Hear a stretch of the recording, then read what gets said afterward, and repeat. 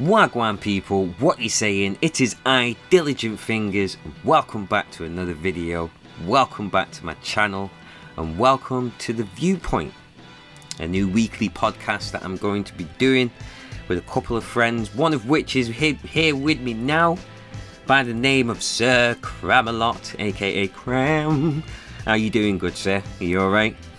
I am fine, thank you very much, Dylan. Thank you very much for having me on here. I really appreciate it. Ah, it's a pleasure as always, Well, since first time meeting you a couple of months ago, yeah, and I've probably not had the chance to actually say this to you, so I might as well say this now, whilst we're doing everything live.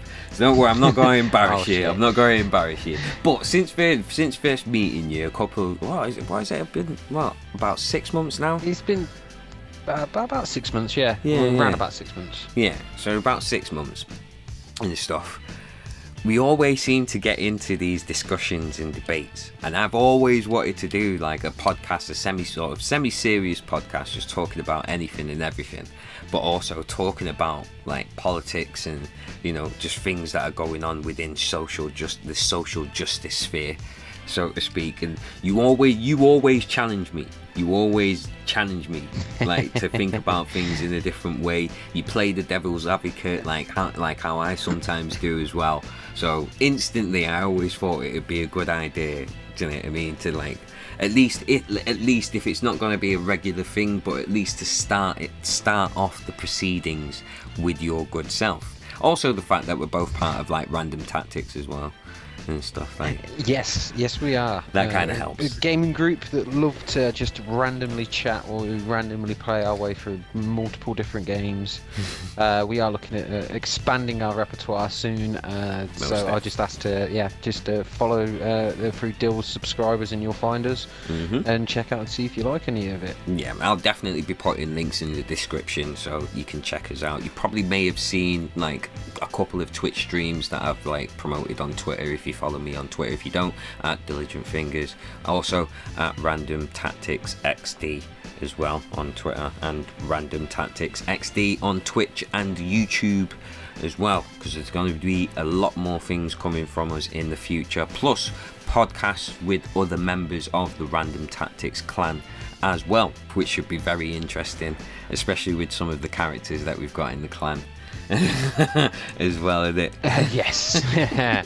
It should make for some yes, it should make for some very, very interesting chats. Yeah, interesting conversations and stuff. But today I think we were going to talk about Donald Trump, weren't we, at first? Like, we did have the idea of talking about the presidential current ban that's going on in certain countries, and whether that is a faith-based ban or just a general ban from anyone from that country in itself. Well, that is a very interesting point, and a couple of things have come out since we did have a chat about it, but we might as well touch on it now, really. Yeah, let's touch on it, yeah.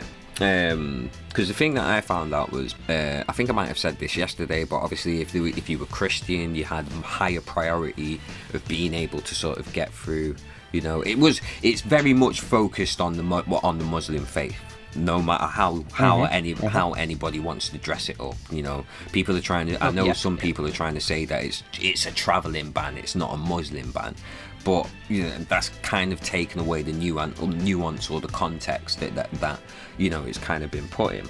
To say it's a ban, a religious ban, is a bit too is generalizing it a bit too much, in my opinion. I don't know. What do you think? Do you think it's a faith ban in itself, or, you know, do you think it is very much targeted? Well, considering in fact a lot of most of the rhetoric about it being a faith-based ban is being brought out by the left side of the world. You know, we've solely focused on that point, that he's done this and he's banned this group of people, so therefore he's automatically persecuting against that faith.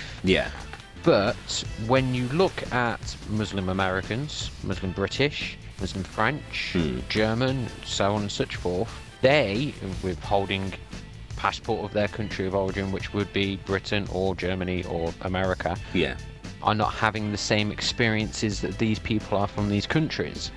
So you could basically say that no, it's not necessarily a faith-based ban, because they're not stopping every single Muslim from going into the country. If they were, if it was categorically that's it, no Muslims whatsoever, then yes, I would be behind the whole concept and idea of it being a faith-based ban. But for the moment, it's an extremer version of what Obama set up. So you know, it's almost like Obama had set this up, and then it allowed for this extra step to be taken. So you know, a lot of responsibility has to be placed in other administrations that came before, that laid the groundwork and foundation for these things to be able to go into effect as quickly as it did. I mean, because if those things were in place, you know, like maybe Trump might not have had the opportunity, or such an easy opportunity, so to speak, for him to be able to put this ban in place. That's a potential idea with it. Yes, the changes to the security of each country is set up in which they can turn around and instantaneously, not necessarily remove the rights, but able to target specific demographics, or just, you know, people if and so they wish to do so. And when you've got legislation that's ingrained and embedded in law, when you start bringing in more legislation around that, it's easier to push it through, because there's already the foundation there. If you've already got that foundation, it's only one step till you go to another next step and the next step and the next step.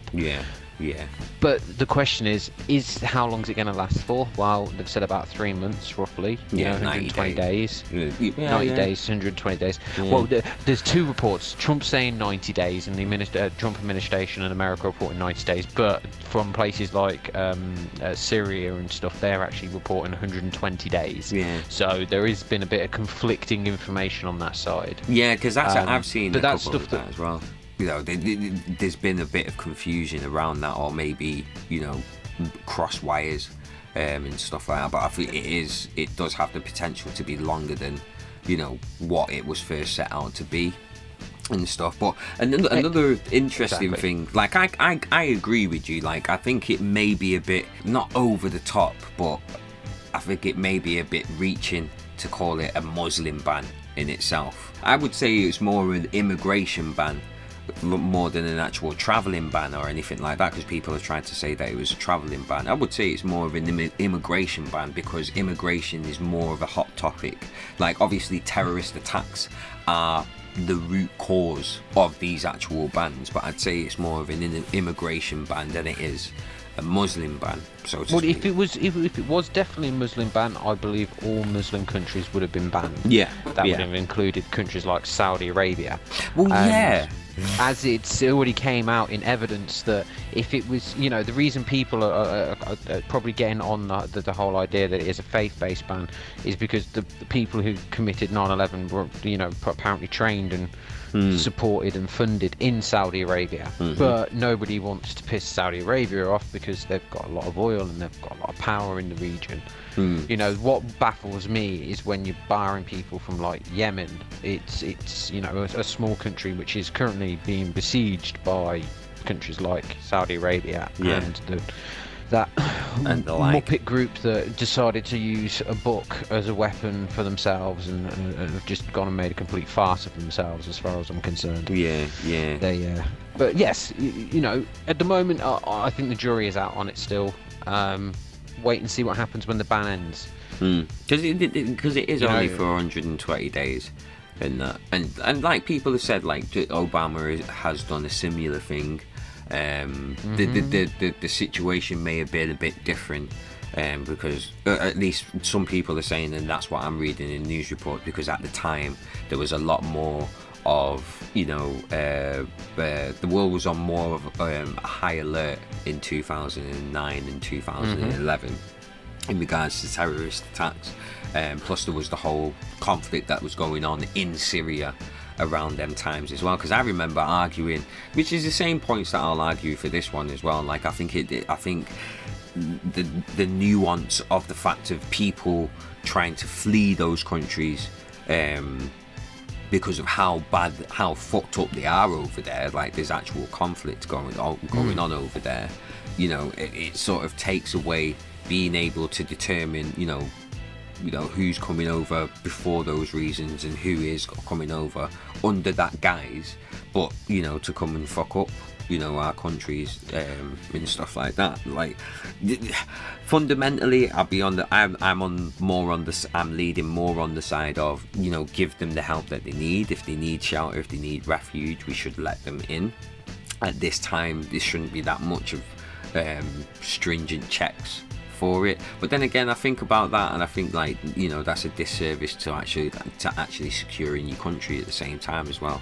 I'm honestly, after us speaking about it yesterday, I'm a bit more conflicted on where I stand with the whole thing than I was yesterday. Because nobody knows, and the reason nobody knows because we don't know an out. This is one thing I'll say all the time. Okay, yes, something great has happened. Okay, Donald Trump got put into a position, is the president of the United States. Britain voted out of the European Union. You know, I'd say it's debatable whether it's great or not, but, like, it depends on who you ask. Great things have happened, and history and future will decree it as a great moment. But will they decree it in a great moment as a good thing or a bad thing? That's the issue that is yet to be determined. Just because, okay, so the rhetoric is obviously that Donald Trump is this hater and he doesn't like these things and stuff. Yeah. But the one thing he's doing as a politician, we have to look at him as a politician right now, because that is what his job is. Yeah. He's not businessman. Yeah. He's now politician. Yeah. He's president. So he's looking at it as, I need to live up to what I said in my campaign. He's doing that. It's the first time for a long time that a president's been able to actually do that. Yeah. Today, when he was talking about the nomination for the Supreme Justice for the court system there, yes, it's going to stack it against or equal it again between Democrats and the Republican side. Yeah. The thing is, though, is he sat here and he gave credit to Obama, because he said that the government wasn't working whilst Obama was in office, and it wasn't. And it's that same, it's the same thing that I always say that Americans do when they know a Republican's getting in the House. They pack the presidency, they pack the House full of Democrats, and then vice versa. Yeah, yeah. And it always comes to a grinding halt because they never agree, and they never want to agree, because it's the whole game is about them getting one up and over on each other, not actually helping each other get what needs to be done. Yeah. So the way you could look at this is maybe Donald Trump is actually pulling people kicking and screaming. You know, and sometimes that's what, I'm not saying that in like a tyrannical sense and in a literal sense of kicking and screaming, but in that sometimes you have to pull people forward and make it happen and get done. Yeah. You have to give them a bit of a nudge. Better events to happen. Exactly. You know, sometimes politicians need to do what we need, not what we want. Yes. Yeah. That's because what we want, in all fairness, as people, is fickle things.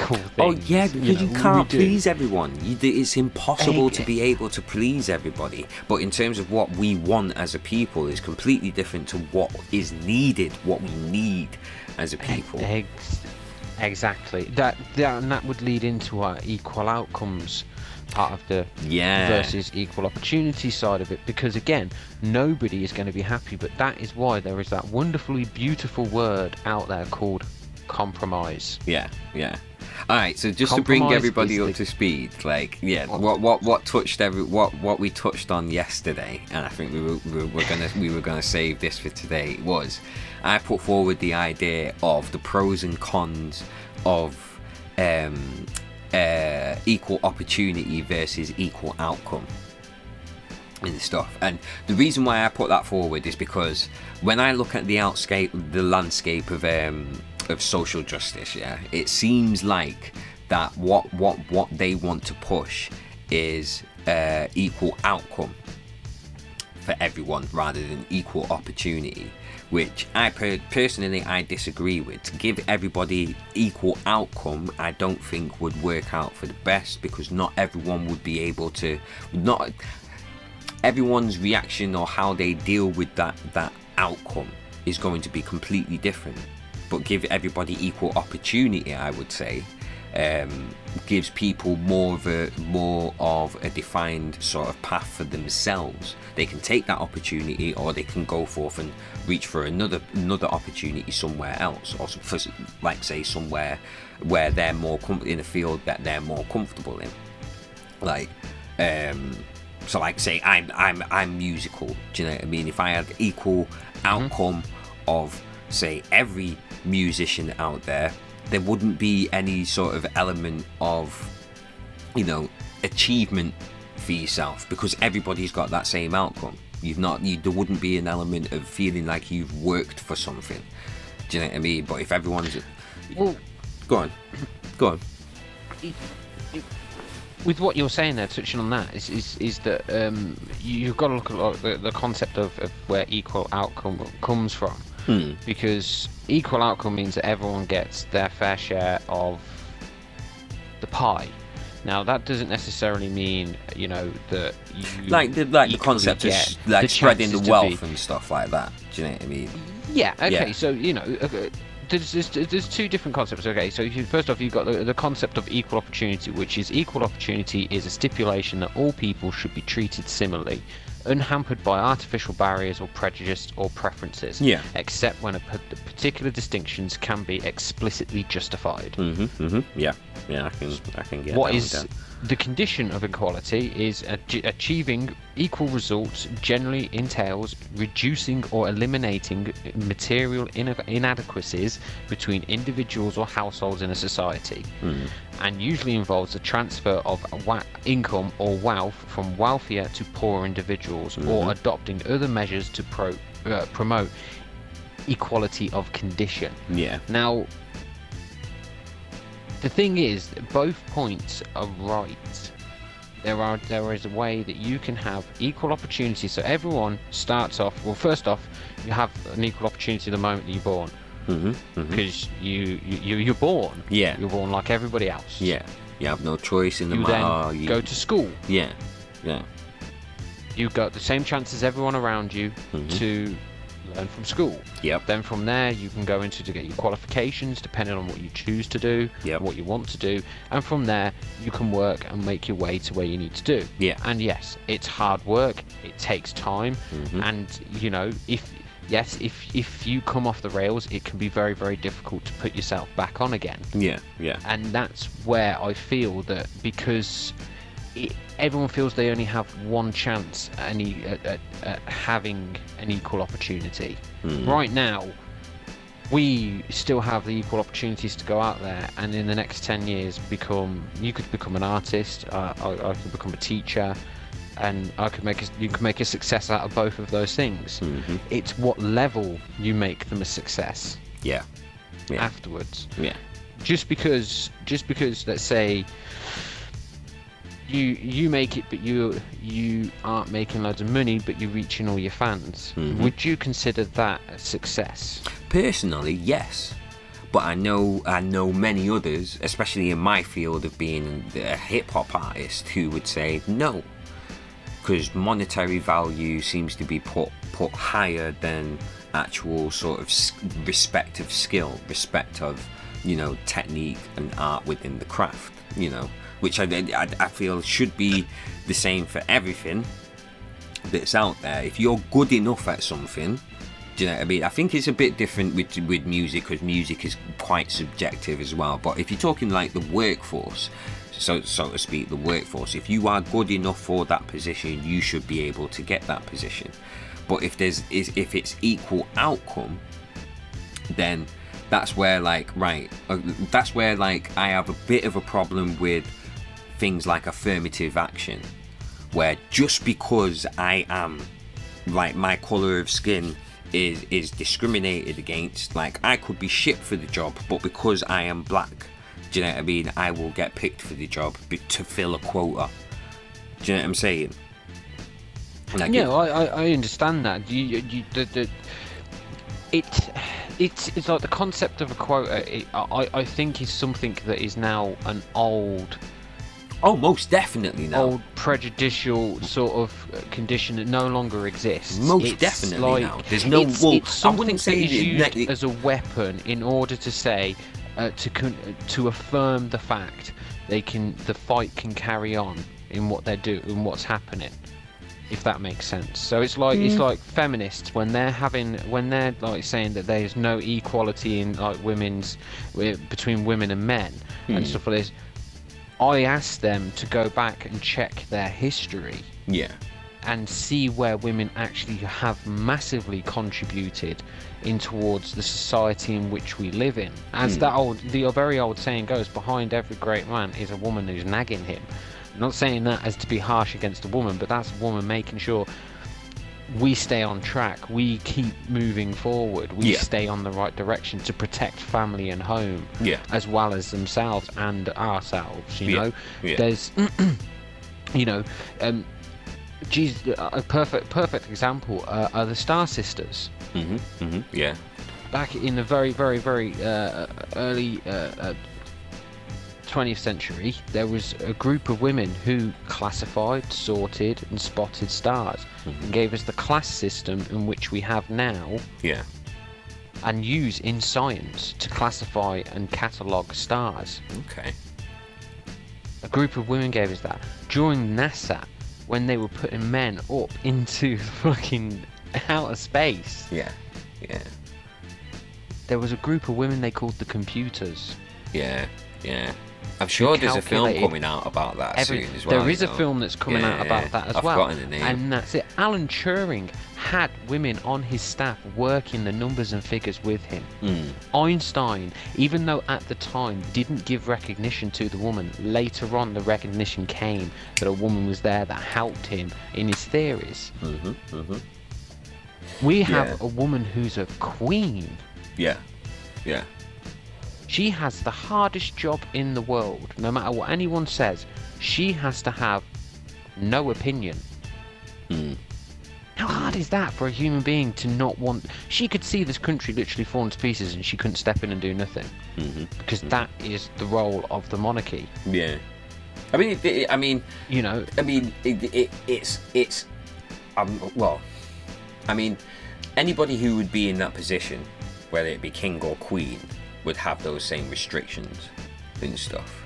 It's just that as it stands, not to say at this moment in time or it's convenient or anything like that. As it stands, it is. We have a queen.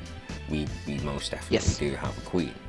And we are most likely to have a king that comes next. That's probably either going to be Philip or Charles or Philip. It's most likely to be Charles, but it depends on how he. You know, if you know your history and stuff, before Elizabeth came into power, there was a little bit of a power struggle beforehand because obviously she had, you know, George's brother as well, who was wanted to go for the crown and didn't want to abdicate from it. He felt like he should be in charge and stuff. So you know, there's as much as everyone say everything's set in stone, it's not always set in stone. And recently they did change the precedent on what's the word? The heir to your throne as such. Was always a lad. It's now changed where it can be either of your children. But this is the thing. This is the thing, though. This is why I feel like now, at least in Western countries, I don't feel like feminism is an issue that still needs to be sort of battered, bang, like the drum banged on. Do you know what I mean? I'm not saying that there isn't any sexism at all. No, of course not. But not to the extent of how it's being pushed out today. Like, do you remember the story about air conditioning being sexist? As in, you know, in the workplace. Oh, God. You know, if a man's hot or cold, you know, he has free reign on the thermostat. But if it comes down to a woman, you know, it seems to be more about the woman feeling like she cannot approach, you know, the thermostat and make a change. Do you know what I mean? And if they do, the scene is like bossy or pushy or, you know, whatever. But that was on BBC News as well. I couldn't actually believe it was on there. I thought it would have been a YouTube thing. and that rather than on BBC News. But you know, it's to me, it seems like it's things like that seem to get pushed to the forefront rather than, you know, actual. It's because I don't want to say real issues because everything fighting. is relative. Do you know what I mean?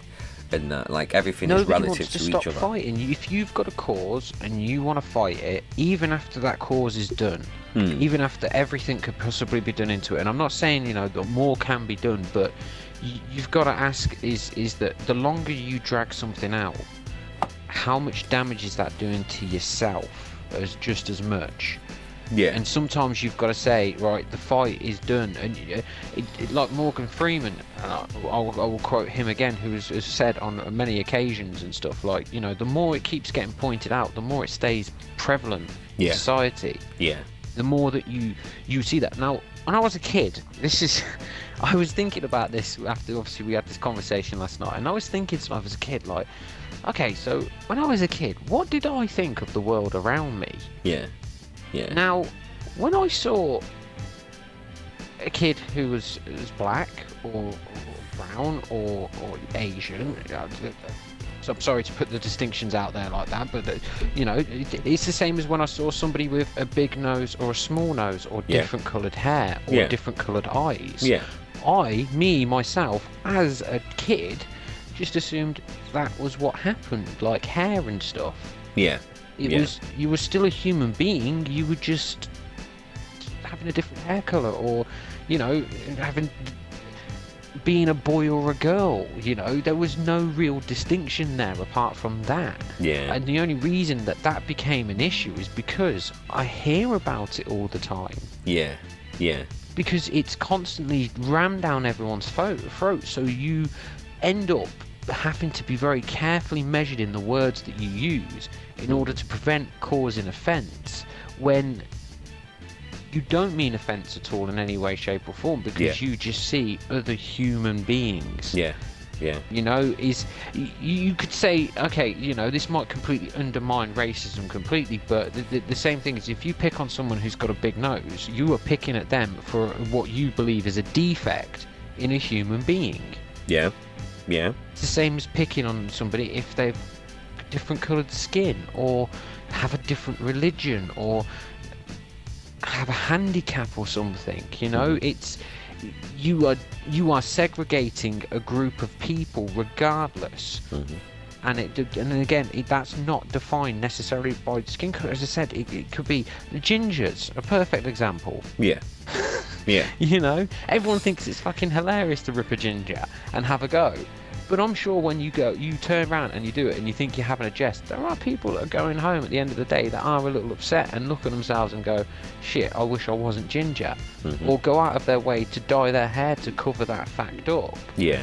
Yeah. They shouldn't need to, because at the end of the day, that's who they are, that's their DNA, they're a human being, and that the configuration in which you are set up in, to a large extent, is down to the genetic lineage that you've had.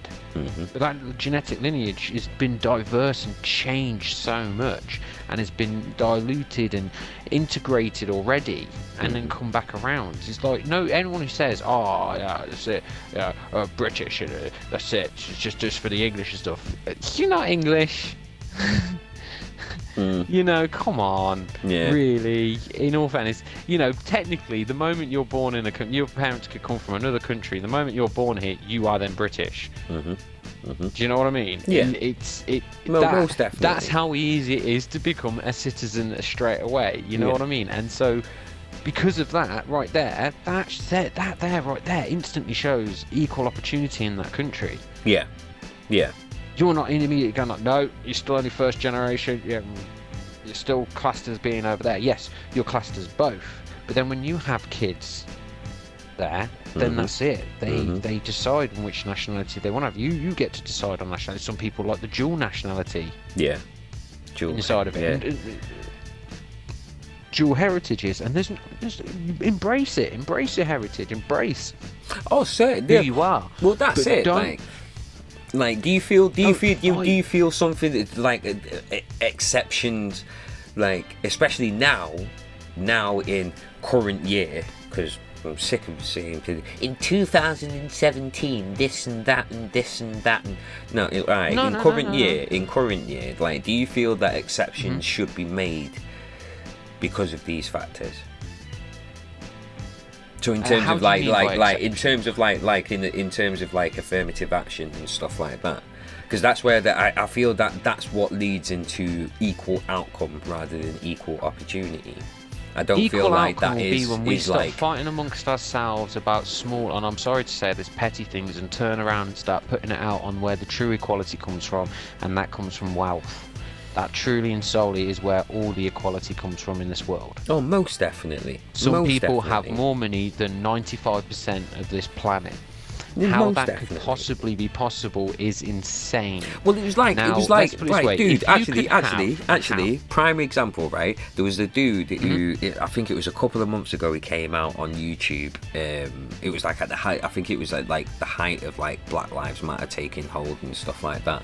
And he came out, he'd been on YouTube for a while, millions of subscribers. He was doing like sort of comedy skits and stuff like that, but all of a sudden, and I hate saying like that, but that's how it would be perceived to everybody who's watching him. But all of a sudden, he took up talking about this social justice issue, and I feel like he made the mistake of saying this, and then he was backed in the corner, and he didn't want to admit he was wrong. But he made the mistake of saying that just because he has all of this money does not mean that he is not still persecuted. That does not mean that he could still like get shot in a car and stuff like that.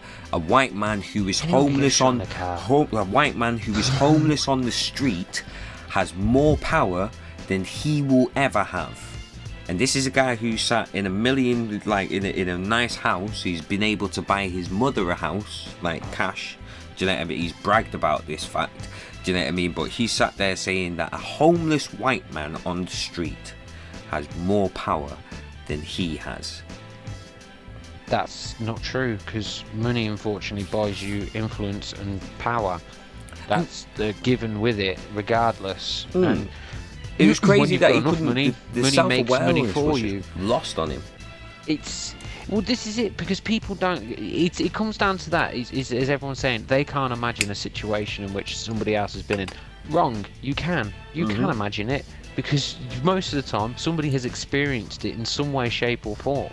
Whether you want to put it under the guise of racism, or inequality, or affirmative action and stuff like that. At the end of the day, somebody is being discriminated against because they have a difference from what is considered as normal.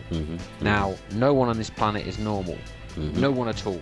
Because at the end of the day, if we were normal, we would all look the fucking same. Yeah.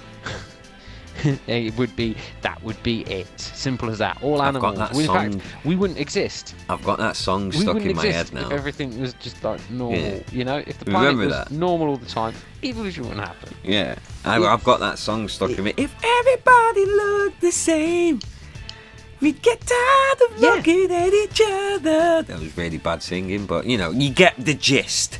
You get the gist. Yeah, I get. Yeah, exactly. There would be, there would be no issues. You'd say there were no problems. And the thing is, we have to celebrate the fact that we are all different. I wouldn't necessarily say that there wouldn't be any problems. I wouldn't necessarily say that there wouldn't be any problems, because there's still free will. There's still, and this is the thing about equal outcome as well. Do you know what I mean? Like, there's still free will. There is still the person's personal choice, like personal agency. I feel like putting trying to put those parameters in place takes away any sort of personal responsibility that individual will have. Do you know what I mean? Because he can't be held responsible for the choices that he made within like the sort of educational system or the workforce or anything like that. Like I said before, like I could be rubbish at a job, but because I'm the colour of skin that I am, that at the moment seems to be the quota that needs to be filled and stuff, I could get that job, and somebody else who is more deserving of me is losing out on that job. Now, is that fair? I wouldn't say that is, but the agenda at the moment with social justice is to push for everyone to have equal outcome rather than equal opportunity. I feel, at least. Anyway. well, you speak of equal opportunities is with, like, okay, so if I want to get a job on a farm, I have less chance of getting it over someone who is an immigrant and will take a less wage. Now, I might still want to work regardless. With the wage and stuff, you know, the opportunities are being taken away, and again, and it's all driven by money. It's always been driven by money.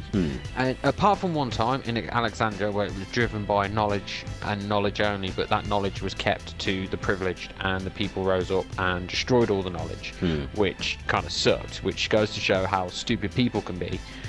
But it shows how stupid people can be when they hoard that stuff. And as I point, the same with money. The more that these people hoard this money and keep hold of this money, it's going to continue to create the inequality in which we live in. The capitalist system is set so that equal outcome is not the eventual outcome. You start off with an equal opportunity. You have the same chance as everyone. Well, you don't actually. There are some people who, as they say, it's not what you know, it's who you know. There are those people out there that have that advantage. It's a small minority, but there are those people out there that have that. But everyone else generally has the equal chance to get where they want to go. Because I would say like things like that would come like later on in life, like who you know. It's not what you know, it's who you know. That would probably come later on in life. But like you said before, everybody sort of begins with equal opportunity. Do you know what I mean? Like this is it. Like I said, in all fairness, okay, you know, look at Jennifer Aniston. She's rich. She's got all the money in the world. She's got everything. No, she's got rich. She's got all the world and everything. And all the equal rights as equal opportunities as everyone else. She can't have kids. Hey? She's not able to have kids. That's why Brad Pitt left her. Really? Yeah. He left her because she's got all that money, kids. but that can't. Yeah, because he's a douchebag. Bumba seed! Yo, Brad, you're a knobby! But anyway, you know, even on that, she no longer. Where's you know, there's all this apparent science and shit out there that all these white people have exact access to and have the ability to make anything perfect and sorted for her, but they haven't been able to fix the problem she's got. No matter how much you put into it, I feel like they go with the same across. Yeah, because like money can create substitutions. Like we can say in that sense. Maybe it can't fix all problems, but it can create substitutions. Well, do you know what I mean, or distractions? Let me put this premise to you, okay? Let's say an equal opportunity start with. It's going to sound a bit communist, so I apologise right now before anyone starts saying the communist ideals. Just go with it, right? You're born, right? In your family. You've got your house and everything. And the moment you turn a certain age, after you've gone through all the education you possibly can, right? You've been comfortable in the house and everything because that house has been set up for your family at that time. So the house was built purposely for one person and the ability to grow and expand a family. Then you move on to another purpose-built house that's ready-made, that's got everything in it, like your TV, computer games and all that. All you've got to do is just go out and work in a job and field somewhere. Okay. And I say by field, I mean any sort of like job field, not like an actual field. You know, you've just got to contribute something towards society. In some way, shape, or form. But you have everything is set for you and ready for you. You know, the only thing you've got to worry about is picking up your food and shopping, and you have the same amount on, like, I don't know, you know, as everyone else. So if you could have a world set up where literally, you know, that is you don't physically own the stuff that you have, you have it. And you have the ability to trade it around if you need to and move it around and stuff, and it completely breaks the capitalist rule, because obviously from there then it prevents people from making more gains than anyone else. But everyone up until that point, I would say we were already living in that kind of situation. but to a point where it's like infrastructure. Infrastructure should always remain in the hands of the government. They should be the ones that make sure we are set, ready to move forward in the future. Yeah. Maybe they should do the same concept with the building of houses, that everyone has a house built for them. Everyone in that house will have everything furnished out that they need to. They don't need to worry about that shit. It's there. They've got gas and electricity being pumped in.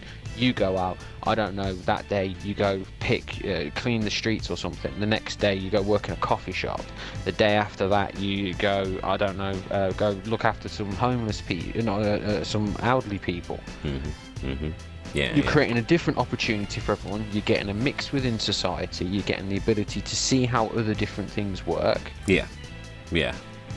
And from there you aren't having to worry about, I haven't got what they don't have, because we all have it anyway. Because it's like, why do you need 50,000 cars? Who needs 50,000 fucking cars?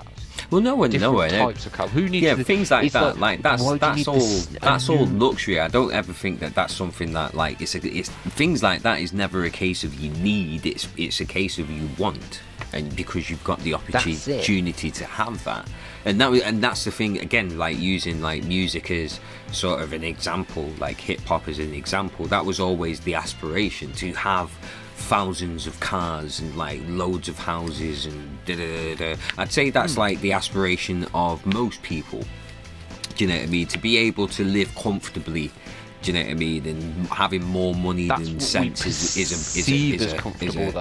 a bonus. Well, I don't know. I think in terms of living comfortably, like that, and that's why I chose the word comfortably rather than saying living rich.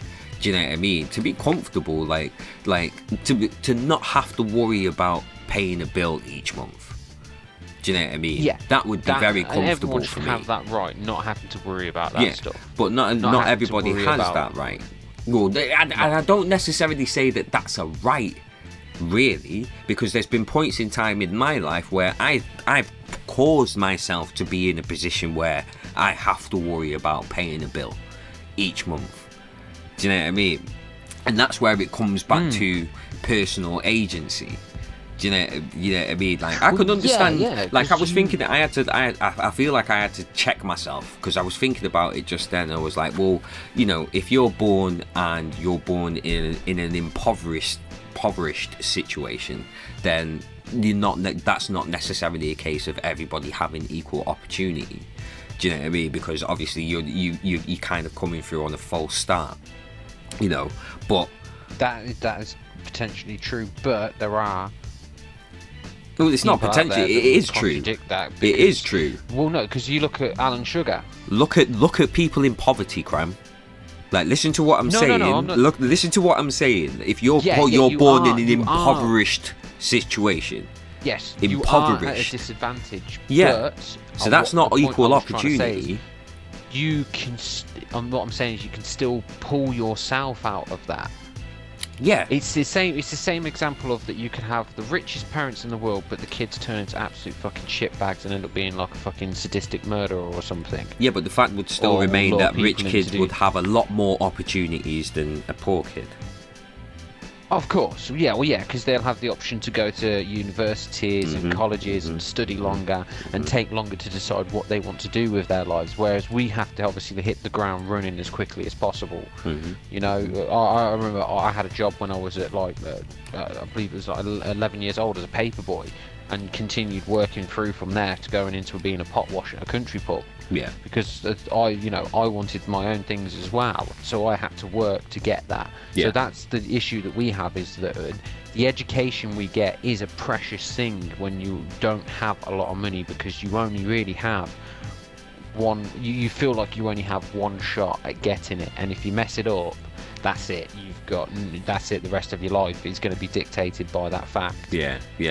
But then the caveat to that is like that's where like sort of your living situations kind of come into it. Maybe things aren't that great at home for you to be able to focus on, getting your education sorted and stuff. Like to use myself as an example. Like the first sort of 3 years of like high school was pretty fucked, because I was moving from place to place, being in care Do you know what I mean? And stuff like that. So the first 2 to 3 years of like high school education, which I would say are probably the most important years in terms of education.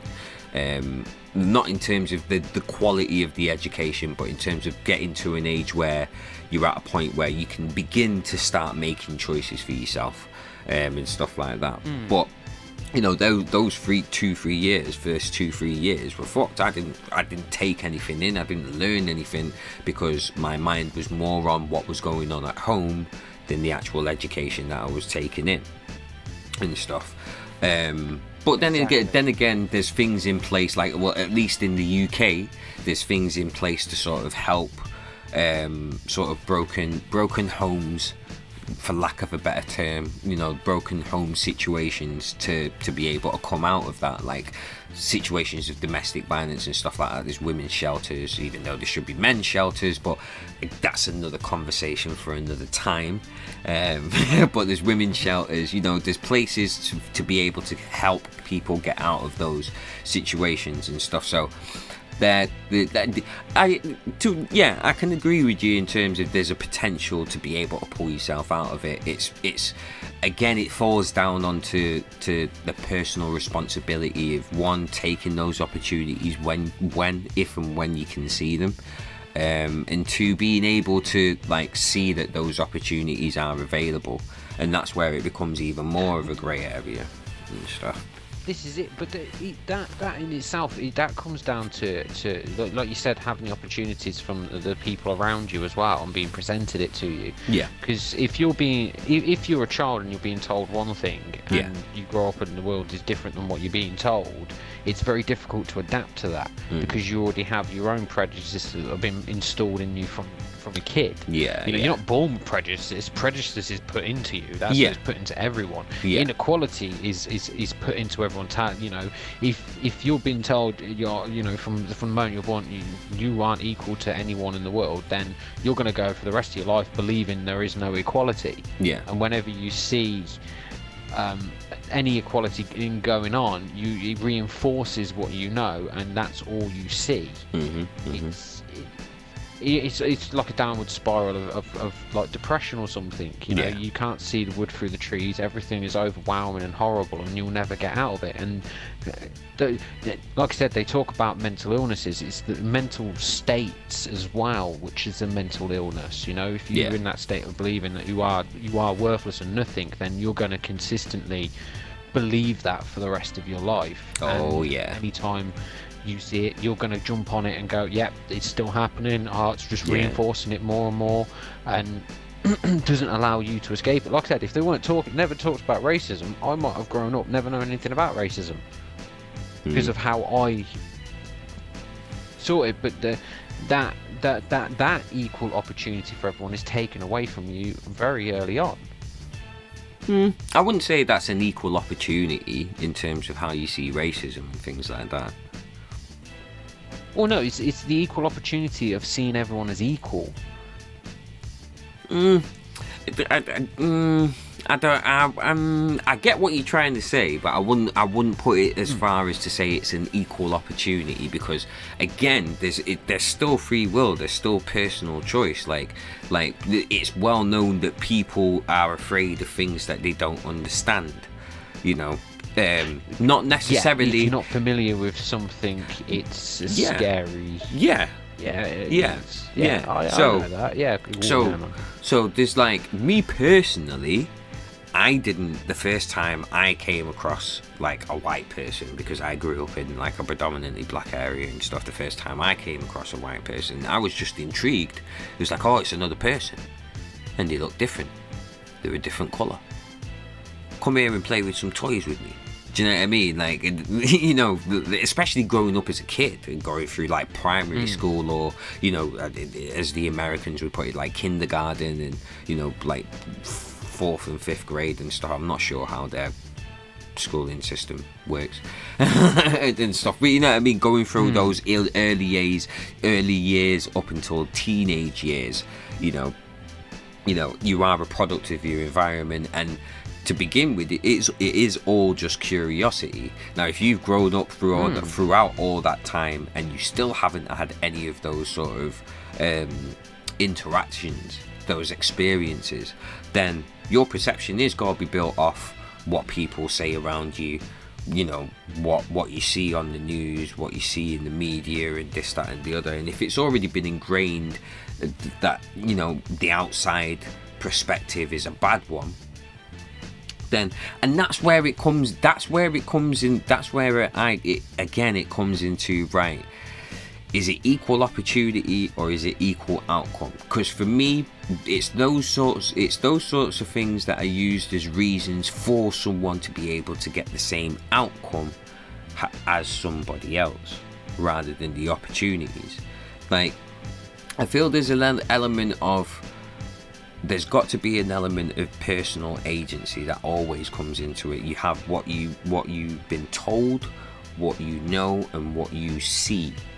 You know, because seeing is believing as well. You could be told something, you can believe something and think you know something for so long, but until you see something for yourself, that you're not going to definitely be certain of that fact. Do you know what I mean? Until it actually happens to you. Like, there's been loads of situations, and probably loads of situations that you've been in where you probably thought it would never happen to you, but then it did. Do you know what I mean? Yeah, I know exactly what you mean. It's a weird one, isn't it? Yeah, it's not. I don't think it's something that can be put down to, you know, black or white, or for lack of a better term, you know, it's this way or that way. It's one side or the other side. Do you know what I mean? It has to be equal outcome, or it has to be equal opportunity and stuff like it is. Well, this is it.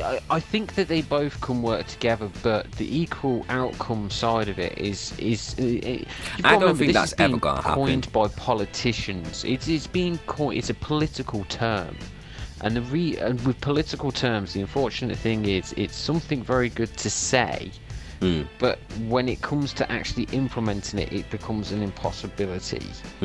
And that's the thing. No matter what, there are going to be inequalities. It's whether or not you see it as an inequality. Yeah. So okay. So again, as I said, there are people who just get by, who are actually happy. Yeah. You know, they're happy with what they do, and that's what I think it comes down to. It's not whether or not you equal outcome. It's whether or not you're happy at the end of it. Are you happy with the lot that you've got? Yeah, after having all the opportunities available to you. Because it's not like nobody's getting any opportunities at all.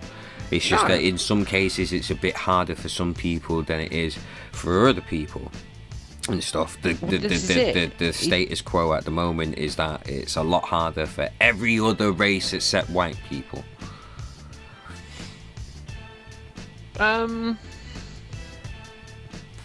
I think it's just as hard as for anyone. I believe so. In all fairness, you've got to think about this. I believe in current day, I believe any economy is a middle class.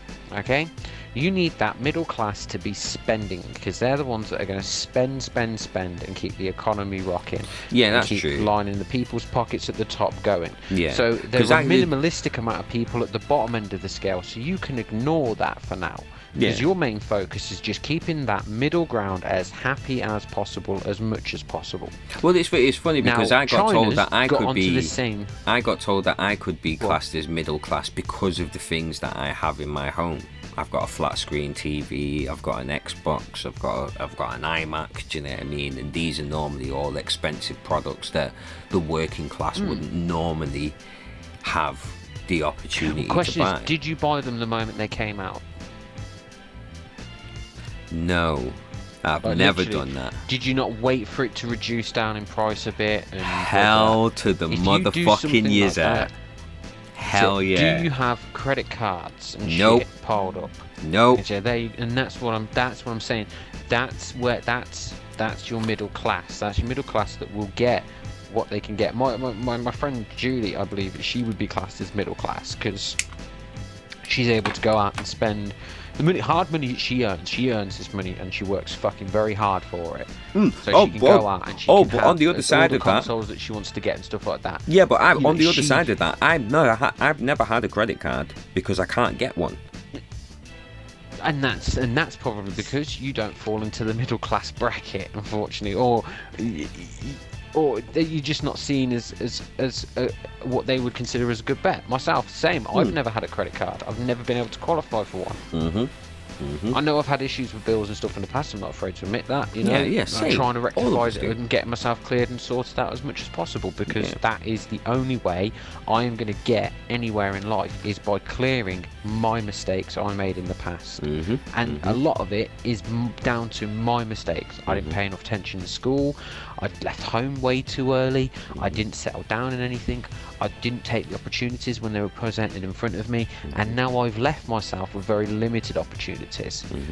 But one thing I will say, when it comes down to achieving your goals, no matter what the age. My mum, single parent for quite a long after she left my real dad with 3 kids. Being beat up, went into a woman's home and everything. Support network, got a home. She met my stepdad, Craig, brilliant bloke. He is my dad. Had my little sister Stevie. She worked 2 jobs, McDonald's and other places, just to support us kids. My stepdad was made redundant during the 80s and that in the early 90s. From sheet metal work and stuff. Right now, they are both near. Mum's definitely in the 50s. My stepdad's nearly in his 50s. But they live in Australia. They have 2 high-paying jobs. Nice.